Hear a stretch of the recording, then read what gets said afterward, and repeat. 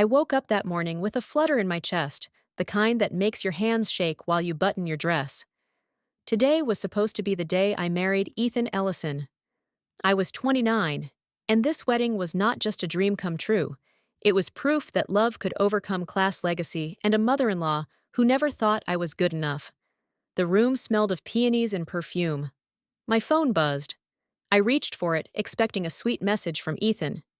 Instead, it was a cold, clipped text from Celeste, his mother. "You're no longer needed today. Do not come to the venue." My heart stopped. No explanation, just those words. I called Ethan, no answer. Called again, straight to voicemail.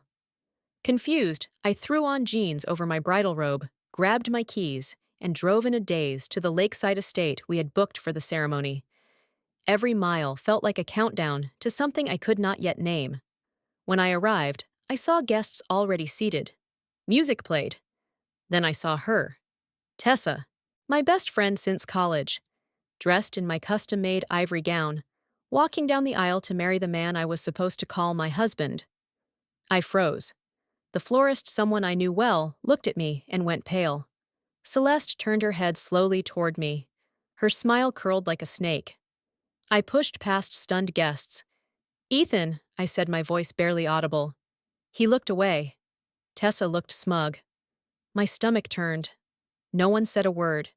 I felt like a ghost at my own funeral. This was not a betrayal whispered behind closed doors. It was a public execution of my dignity. I was humiliated, discarded like a mistake corrected. But I would not stay silent. Not after this. I turned around, pulled out my phone, and pressed play on the voice recording I never thought I would need. Celeste's voice echoed across the venue. "Avery is just a farmer's daughter pretending to belong." The silence that followed was louder than any applause. I stood frozen in that moment, my veil of trust ripped away in front of 100 elegantly dressed witnesses. The recording of Celeste's venomous words echoed through the venue, clashing against the string quartet's music like a slap to the face. Faces turned. Gasps cut through the spring air. Tessa's smirk faltered. Ethan looked like a man who had just watched his house burn down with him inside. And me, I did not cry. Not yet. I stood tall in my sneakers and bridal robe, staring down the people who thought I would disappear quietly. Celeste lunged forward, snatching at my phone. "How dare you embarrass our family like this?" she hissed. I laughed, a hollow, broken sound. "Embarrass your family? You just married your son to my best friend in my dress." Then I turned to the guests and said, "This was supposed to be my wedding, but now it's my awakening. If you think Avery deserves justice, type yes in the comments, and don't forget to subscribe. We are just getting started." My cousin Jordan, who had arrived late, stepped in beside me. "Avery, I've got the footage," he whispered. "The planner gave me everything. There are emails from Celeste, from Tessa, even Ethan." I nodded. Suddenly, I was not just a jilted bride, I was a woman with receipts. As I walked out, I turned back one last time. "I may be a farmer's daughter," I said, "but I was raised to never kneel to liars." Back at my apartment, I could barely breathe. Rage gave way to sorrow, and sorrow to numbness. But Jordan was already uploading the evidence. Reddit, TikTok, Facebook. Within hours, the story exploded. Bride replaced at the altar by her best friend. But she had the last word. People were outraged. Strangers offered support. Lawyers reached out. Women shared their own betrayal stories. And as the world rallied around me, something unexpected happened. Ethan texted me. "I messed up," he wrote. "Can we talk?" I stared at the screen, hands trembling again. This time, not from nerves, from power. I stared at Ethan's text for a long time. "Can we talk?" As if everything could be smoothed over with a conversation. As if what he did was just a bad decision at a dinner party, not the public erasure of our relationship, my dignity, and our shared history. I did not reply. Not yet. I needed more than words. I needed clarity, closure, and a plan. By the next morning, the story had gone viral. News outlets were calling. Influencers were dissecting the betrayal frame by frame. And me, I was somewhere between fury and fuel. Jordan had posted a follow-up video with time-stamped emails and footage of Tessa trying on my gown weeks ago. There were receipts showing Celeste had paid off vendors to keep quiet, replaced my name on the reservation just 3 days prior, and rerouted my own bridesmaids without telling me. And still no apology, no explanation, just Ethan's silence. And Tessa's Instagram post marrying your best friend's ex might look messy, but love doesn't follow rules. Her caption was paired with a photo of her kissing Ethan under the floral arch I had designed. I felt my stomach twist. It was not just the betrayal, it was the mockery. They thought they had stolen my life. But I had something stronger than revenge. I had the truth, and the world was listening. I hired a lawyer. Not to sue for emotional distress, but for fraud. The venue had been booked in my name. The dress was custom-made under my account. Every vendor contract traced back to me.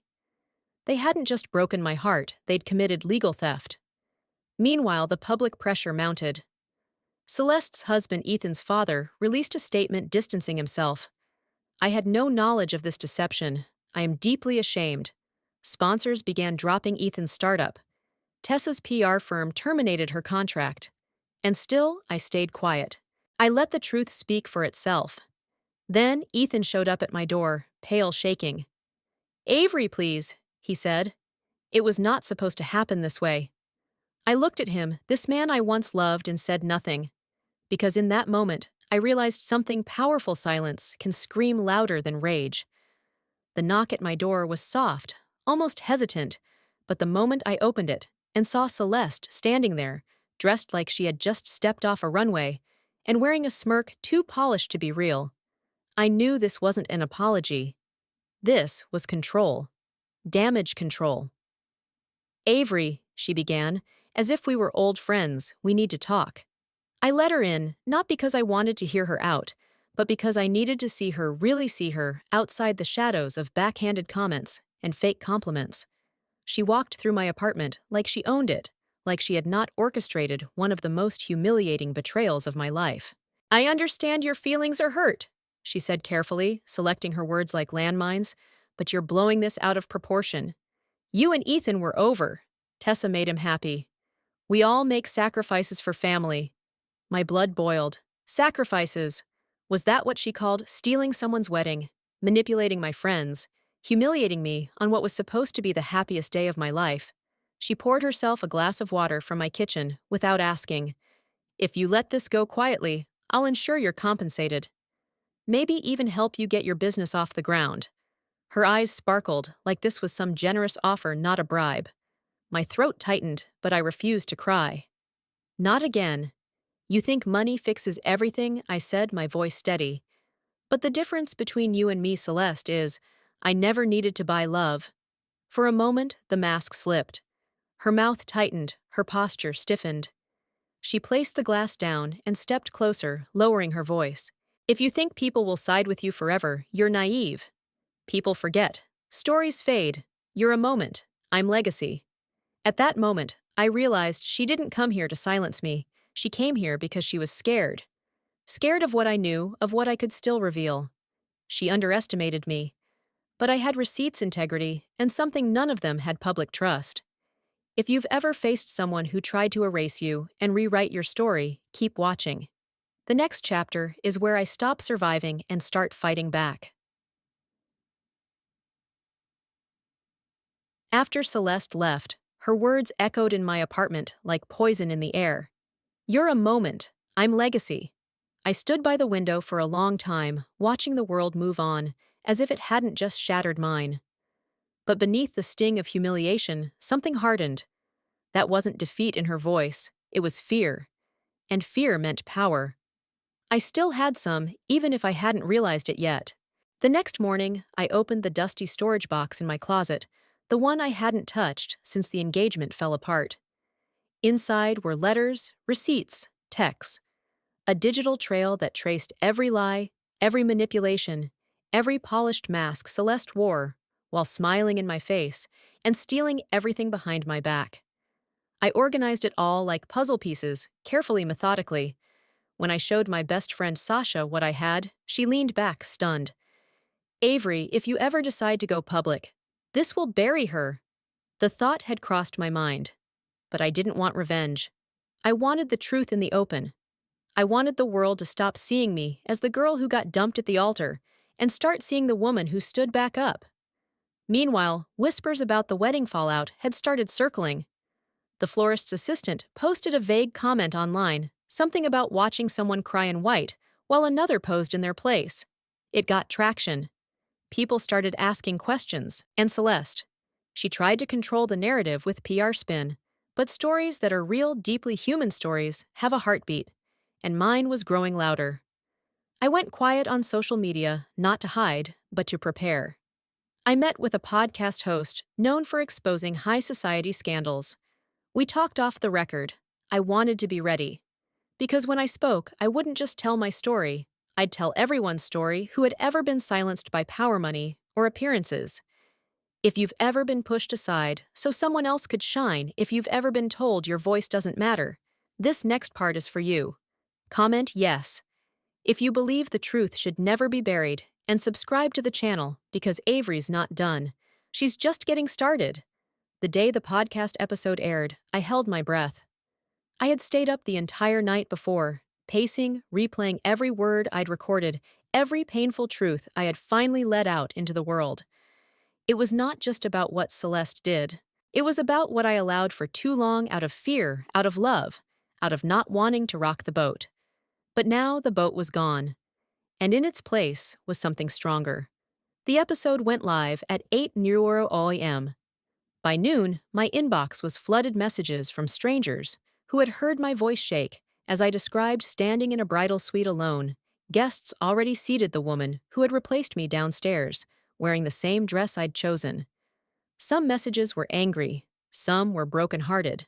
Most were grateful. Thank you, they said, for telling our story. By 3:00 p.m., a reporter reached out. By 6:00, Celeste's team had sent me a cease and desist. I didn't flinch. I had receipts. I had truth. I had nothing to lose anymore. But I had not expected what happened next. Brandon showed up, at my door. Not with anger, not with excuses. With tears. Avery, I didn't know. All of it. I was lied to, too. He looked like a ghost of the man I once loved. For a second, I almost softened, until I remembered standing barefoot in a silk dress, holding my bouquet, as someone whispered, "There's been a change." I let him speak, but I did not invite him in. "I need to make this right," he said. "Not for us, for me. For my daughter." Daughter. That one word changed the air between us. Celeste had his child. Suddenly, the betrayal ran deeper.